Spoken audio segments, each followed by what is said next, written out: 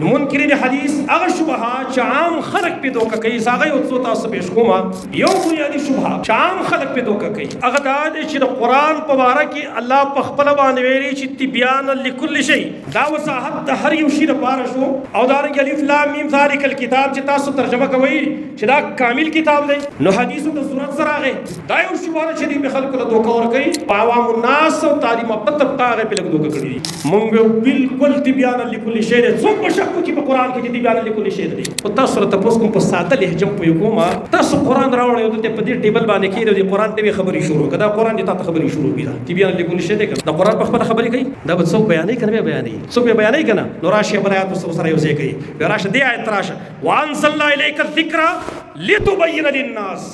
نبی ته وایي تا ته قرآن نازل کړو ته به وضاحت کې خلکو ته وضاحت کې وضاحت چا کړی دی؟ رسول الله صلی الله علیه وسلم کړی دی. قرآن کامل بالکل کامل وضاحت غواړي. وضاحت چا کړی دی؟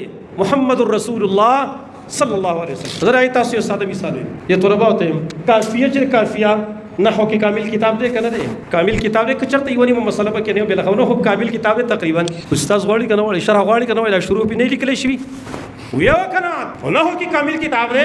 شرجامین تر من نظر کا تحریر سمبټم ته طریقه غایت التحقیق هم تر من نظر کا تحریر هلیم تر من نظر کا دا تا چا ویلی چې کمال لیوشي دا منافی د وضاحت سره دی. دا کوم ذکر راغلی چې یو شی کامل هغه وضاحت نه غواړي؟ دا چا ویلی دي؟ شیز به وی کامل لیکن وضاحت بس کوي غواړي، نقصان پکې نشته دی، وضاحت غواړي. نو قرآن کامل کتاب دی خو وضاحت چا کړي؟ محمد رسول الله صلی الله علیه وسلم کړي دی. او زه ټیک شو ته وی چې نه دا خو زه نه منم. مثلا نو صلی په ډېرې باندې ودرېږي چې زه خو منم. نو راشه سایتونه دي دا علماء تاسو ته خي ویره دي وضاحت راته وکړه. برایت کی وجہ وضاحت راغلی کنه. زه اکثر مثال ذکر کوم دا قرآن کې الله ذکر کړي فمن کان منکم مریضا او به اذى من راسه ففدیه من صيام او صدقه او نسک. چونکه حدیث دې سره ډېر وضاحت ډېر خپل لګي ذکر مثال ذکر کوم. قرآن کې الله ذکر کړي چا حرام وتاړه احرام چا وتاړه او په لار کې هته تکلیف ملاو شي یا سر کې تکلیف دی یا بیمار دی او دا سر یې وخراو یعنی د عمرې او د حج د پاره سفر کې مخکې نه سر بین ټي وخراو. نو قرآن سوي ففدیه په د فدیه ورکولې من صيام روزونه او صدقه یا صدقه دا او نسک یا قرباني دا. دا سړی چې سر وخراو دا وسو یا روجینی سي دی پیوس کې یا به صدقه ور کوي یا به قرباني کوي. اوس راشي منکرین حدیث ته راشي تاسو تبیان لكل شی وضاحت داری یو شی دی. دا روزي به څو نیسي څو روزي ونیسي کته یو روزه راوړل دلیل کته دوه راوړل دلیل کته لس شل دیر څومره راوړل کوم آیات کې لیکل شي دون روزي ونیسي. ها صدقه به څومره ور کوي؟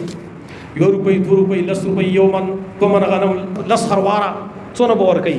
کته جی یاره جی وکجوره به ور کوي راوړل دلیل کته چې یو من کجوري به ور کوي راوړل دلیل کته یو من غنم به ور کوي راوړل دلیل کوم آیات کې لیکل دي؟ او قرباني کم وا میخه ګړه بيزا چیرې چر وغیرہ څه شی دی وی شي حل کولای نه.